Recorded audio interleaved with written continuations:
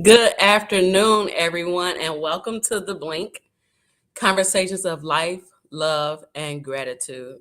I'm your host, Tanisha Campbell, the Community Relations Coordinator with Gift of Life Michigan MOTEP, the Minority Organ Tissue Transplant Education Program. And we understand that life can happen to you in the blink of an eye. So, here at Gift of Life Michigan MOTEP, we want to share stories of those impacted in the blink. This series will feature donor families, recipients, volunteers, and advocates. The Blink is designed to bring you stories of individuals and families who have been impacted by organ and tissue donation that you can relate to. Today is World Kidney Day.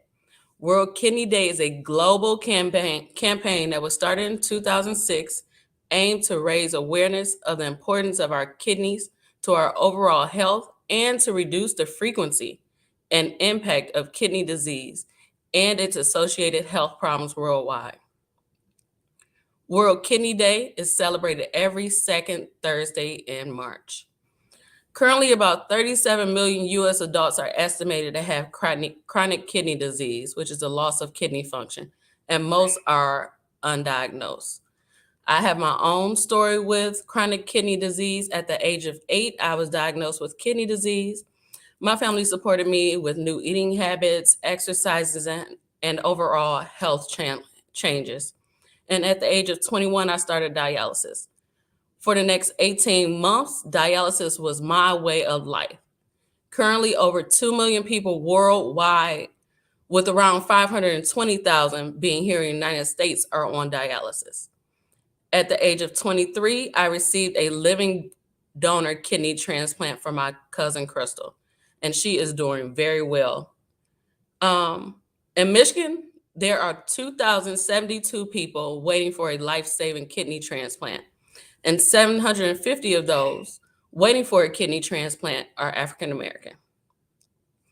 Today, we have Dr. Silas Norman to guide us through the conversation about kidney health. Dr. Norman is an associate professor of internal medicine in the Division of Nephrology, section of transplant at the University of Michigan. He has been on staff at the university since 2003. Dr. Norman has been interested in improving patients' health, patient access to health care, and is the director of the University of Michigan Transplant Ambulatory Care Unit. In addition, Dr. Norman is the co-director of a program to provide kidney transplant opportunities that affect HIV-infected candidates. He is a previous chair of the Organ Procurement and Transplant Network, United Network for Organ Sharing, Minority Affairs Community, a member of the National Kidney Foundation of Michigan Scientific Advisory Board, and a valuable board member of the Detroit MOTEP Foundation. If at any time you have any questions or comments, type them below. Welcome, Dr. Norman.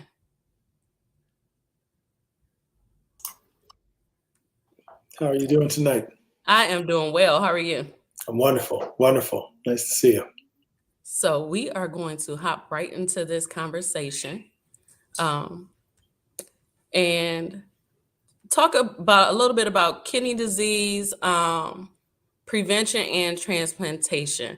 So I'm going to start off with a couple of questions for you, just some regular questions, I guess, that people should know about. And what is chronic kidney disease?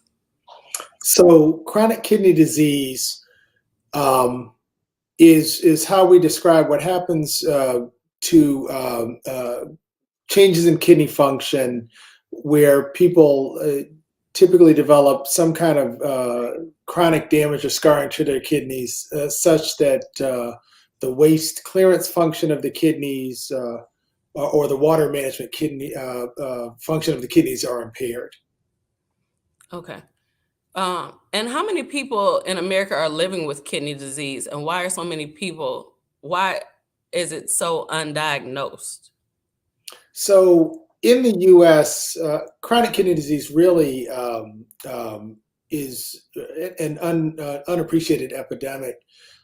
There's about 37 million people in the United States with chronic kidney disease, and That works out to about 1 in 7 adults with some stage of chronic kidney disease.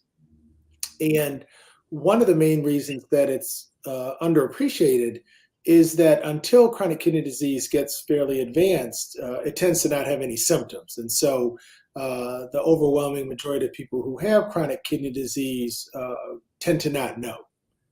Okay.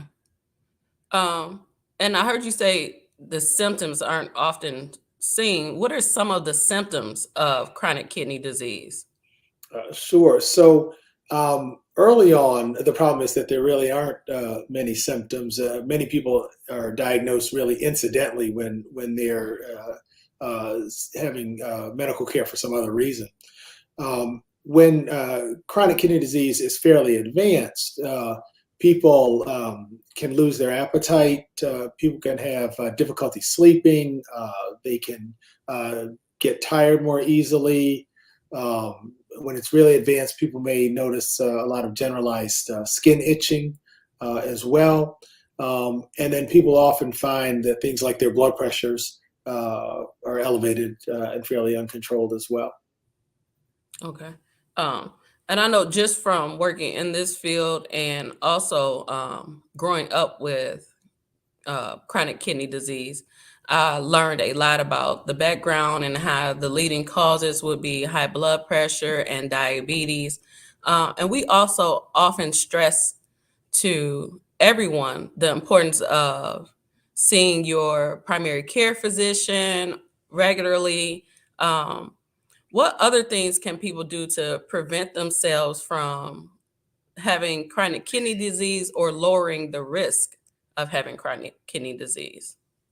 Right. So those are great questions. And I think, as you said, so the first thing is that because chronic kidney disease tends to not have any symptoms, exactly as you said, seeing your healthcare provider regularly is important so that people can have their kidney function measured. They can have their urine looked at, which often has some abnormalities in kidney disease, so that ideally people can have very early detection of kidney disease, which allows for better management. Um, as you discussed, diabetes and high blood pressure being the leading causes of kidney disease, then in thinking about how we can prevent chronic kidney disease is thinking about how we prevent diabetes and high blood pressure in the first place. Um, and that really comes down to primarily healthy lifestyle. So it has to do with good healthy diets, moderate amounts of protein, good amounts of vegetables, and then it has to do with physical activity, particularly aerobic activity like walking, running, biking, swimming, that kind of thing. Um, those things are demonstrated to decrease the risk that people develop high blood pressure, decrease the risk that people develop diabetes, and then as a consequence, you're going to see less chronic kidney disease. I know in the African American community, we can't talk about kidney disease and not talk about the African American community because currently in the state of Michigan, we have 2,000 people that are waiting for a life saving kidney transplant. And of those 2,000, 750 are of the African American community. Why is there such a great need for kidney transplants in the African American community? Absolutely. So, yeah, I think that's really critical to talk about. And so, when we look at those causes of kidney disease, what we know is that African Americans are disproportionately affected by high blood pressure, disproportionately affected by diabetes. So we have more risk to develop chronic kidney disease. And then we know for a number of reasons that once African Americans have chronic kidney disease, compared to their non-Hispanic white counterparts, African Americans' kidney disease is more likely to progress, more likely to decline than their white counterparts at more rapid rates. And this is a combination of potentially some underlying genetic factors, but I think it also really highlights access to healthcare factors that people, like we talked about, don't have access, so they're not getting diagnosed early. They don't have access to help control disease, and so you're seeing more rapid progression. As a result, you have a disproportionate number of African Americans on dialysis, and so we're 13% of the population, and what you see is around 35% of individuals on dialysis are African American and on transplant waiting list. And so there's this huge need for organs, transplant organs overall, and the folks waiting are disproportionately African American. Yeah, thank you for that answer.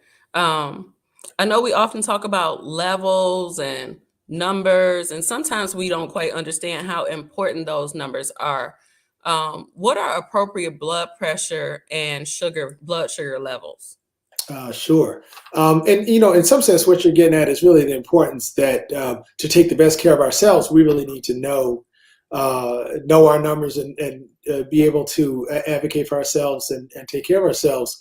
And so, it's a broad statement. We have different blood pressure levels, depending on age, but in general, blood pressure should be less than 140 over 90. And particularly for younger folks, really we want blood pressures lower than that. Kind of less than 130 over 80. Okay. And so it's important that people are monitoring their blood pressures regularly, and that we, if they are abnormal, that we don't convince ourselves, I was at work today, or I had a stressful day, or this, that, and the other, and that there are reasons why we don't have to address it. Um, for blood sugar, similarly, a fasting blood sugar, that is, if you haven't eaten for 6 to 8 hours, that blood sugar should be less than 100. Okay. And so similarly, if that blood sugar is above those numbers, and we say, well, but I ate such and such, we really need to kind of bring ourselves back, because those may be early signs that we have something wrong, and that we really need to, get double checked and addressed. Yeah, I see a lot of people that walk around and, especially when I'm inside health facilities and they're talking about how their blood pressure has skyrocketed and things like that. Why do you think kidney health isn't talked about as much? I think there are two reasons. I think the first thing is because it doesn't have a lot of symptoms. Um, it's often not talked about, the way other things that would give us symptoms, during the day are talked about. The other thing, which I think is kind of interesting, is because chronic kidney disease is so prevalent. Um, Many people, and because diabetes and high blood pressure drive it, um, somehow people still don't really associate the two things together. So people recognize that there's a lot of high blood pressure in the community. People recognize there's a lot of diabetes in the community. They recognize there's a lot of kidney disease in the community, but don't put it all together. Even though we know just by the numbers, we all know somebody who's impacted by chronic kidney disease. Um, I think that's really the thing. We don't really bring it all together. I think the other thing is that because it takes often so long that people may have their high blood pressure for 10 years, 20 years, more. They may have their diabetes for 10 years, 20 years before they have or are aware that they have kidney disease. That with that lead time, often it seems like there's no consequence to the diabetes or high blood pressure until there is. Yeah. Um, so I know this conversation is coming to an end. Thank you for joining me here at the Blink.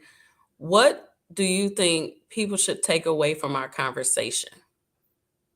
I think if there was one thing, I would say that we are in the position to be our best health advocates. And the more we know, the more we learn about how to keep ourselves healthy, how to prevent disease, the better we can take care of ourselves and our families. Well, thank you for joining us today, Dr. Norman. Um, we definitely look forward to more educational opportunities with you and your colleagues. And I look forward to partnering with you in the future, the near future. And thank you again. Thank you for having me. Glad to be here. Thanks. Um, Such a great conversation that we just had with Dr. Norman. I do want to thank him for joining us today at the Blink. Um, And thank you all for joining us today as well. Let's continue the conversation about kidney health and the importance of kidney health. Talk to your family about, knowing the numbers and seeing their primary care physicians regularly. Um, and since you are here watching us today, continue to stay connected with us on our social media pages. Next week, we have the Kuntz Calendar Drew Transplant Symposium, on March 17th. There is still time for you to sign up and join us for this very much educational opportunity. You can visit our website or our social media pages. And also, we have a couple of live streams coming up. We have The Power of Pets, which is part of our self care series on Wednesday, March 23rd at 1 p.m. And then we have Let's Talk. Gift of Life Michigan is a great place to work, and that will be on Wednesday, March 30th at 2 p.m. Again, thank you for joining our conversation, and we look forward to seeing you again at the Blink.